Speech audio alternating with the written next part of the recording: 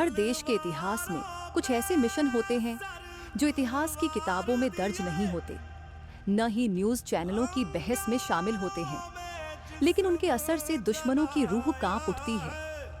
Operation सिंदूर एक ऐसा ही mission था। नाम जितना सौम्य लगता है, इसकी आग उतनी ही प्रचंड थी।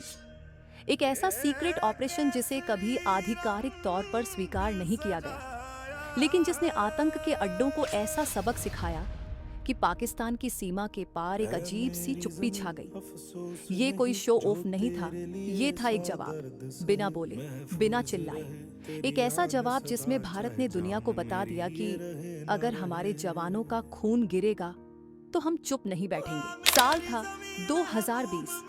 दुनिया एक महामारी से जूझ रही थी। भारत में लॉकडाउन था, सिस्टम पर दबाव था और आम जनता अपने अपने घरों में कैद थी। लेकिन सीमा पर कहानी कुछ और थी। वहां दुश्मन लगातार मौके का फायदा उठाने की कोशिश कर रहा था। बार बार सीज फायर का उल्लंघन हो रहा था। आतंकवादी घुसपैठ करने की फिराक में थे और हमारे जवान अपनी जान की बाजी लगाकर देश की हिफाजत कर रहे थे। जब एक के बाद एक शहीद होने की खबरें आने लगी तो पूरा देश गुस्से से भर गया। पर इस बार सरकार ने चिल्लाने या धमकाने का रास्ता नहीं चुना। इस बार चुनी गई रणनीतिक चुप्पी, और उसी चुप्पी में जन्म हुआ ऑपरेशन सिंदूर का। ऑपरेशन सिंदूर कोई आम सर्जिकल स्ट्राइक नहीं था। इसमें शामिल थे भारत के स्पेशल फोर्सेस के कमांडो, वो लोग जिनकी ट्रेनिंग ही साइलेंस में वार करने की होती है। महीनों तक खुफिया जानकारी इकट्ठी की गई। एलओसी पार मौजूद 3 आतंकी लॉन्च पैड्स की पहचान की गई। वहां कब मूवमेंट होती है, कौन आता है, कौन जाता है, हथियार कहां से आते हैं, ये सब ट्रैक किया गया। मिशन इतना सीक्रेट था कि इसके बारे में सिर्फ कुछ चुनिंदा अधिकारी जानते थे और प्रधानमंत्री कार्यालय तक भी इसकी सीमित जानकारी ही भेजी गई। पूरा प्लान था, नो पब्लिसिटी, ओनली एक्शन। जब रात के अंधेरे में भारतीय कमांडोज एलओसी पार पहुंचे तो न उनके कदमों की आहट थी, न कोई आवाज। पूरी तैयारी थी, कैसे हमला करना है, कितनी देर टिकना है और कितनी जल्दी वापस लौटना है। जब हमला हुआ तो दुश्मन को समझने का भी वक्त नहीं मिला।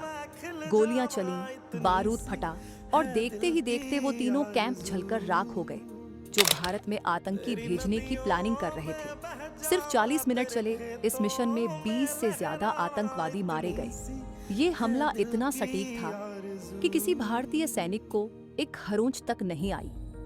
दुश्मन का पूरा नेटवर्क तहस नहस हो गया, वो भी इतने खामोश तरीके से कि उन्हें खुद समझ नहीं आया कि हुआ क्या है।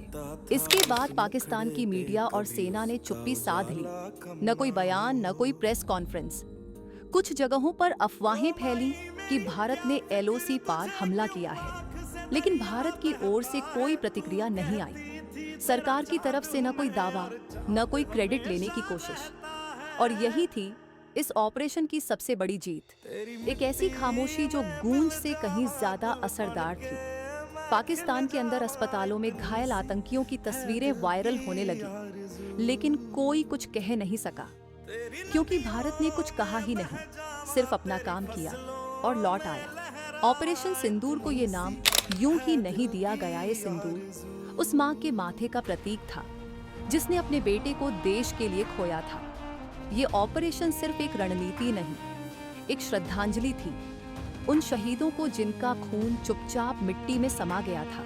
भारत ने बता दिया, अगर हमारे जवानों का खून बहेगा तो हम जवाब देंगे, पर उस जवाब की आवाज गोलियों से नहीं, नतीजों से आएगी।